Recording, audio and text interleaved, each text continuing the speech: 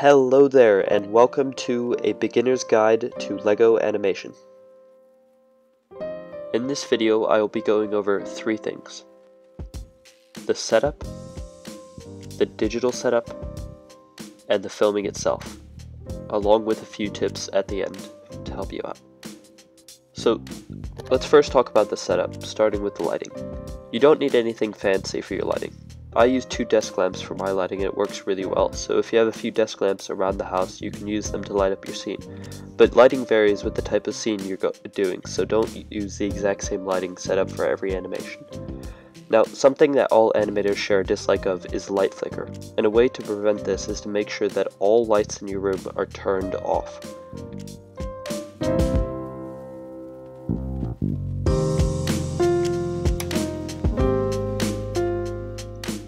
Alright, after you've set up your lights, you're going to want to move on to the base plate. Put your base plate down on a flat area and stick it down with some tape or glue tack.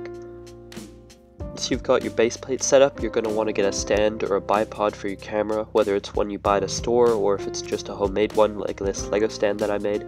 You just need something to hold your camera still while shooting the scene. So now that all that is ready, let's talk about the digital setup.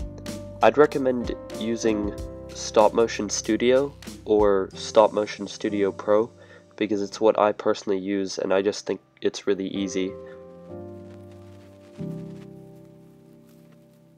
When you're on the app, you're going to want to press New Movie, then you're going to want to press the camera icon in the top right corner. After this, you're going to want to press the settings button in the bottom right corner, and you're going to want to select manual. I recommend manual settings as this gives you the greatest control over the exposure, focus, shutter speed, and ISO.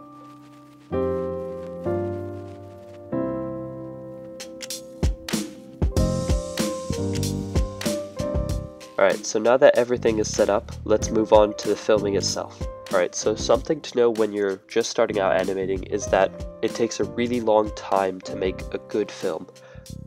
The clip I have in the background, it took me 5 minutes to make a 2-second stop motion. So it takes a really long time, you just gotta be patient, but if you use the tips I'm about to show you, along with a few other things, you'll be really good. Moving on to a few tips.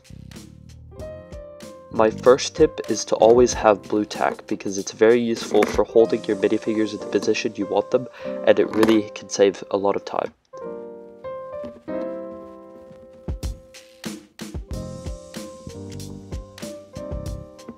My second tip is to use ease in and ease out because as you can see it makes a big difference in the movement of your animation, and when I started doing ease in and ease out, my animations got a lot better, and it could be the difference between your animations looking like this and your animations looking like this.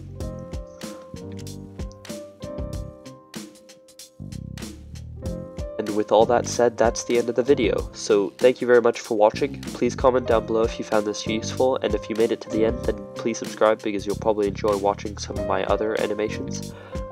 Once again, thank you very much for watching, and I'll see you in the next video.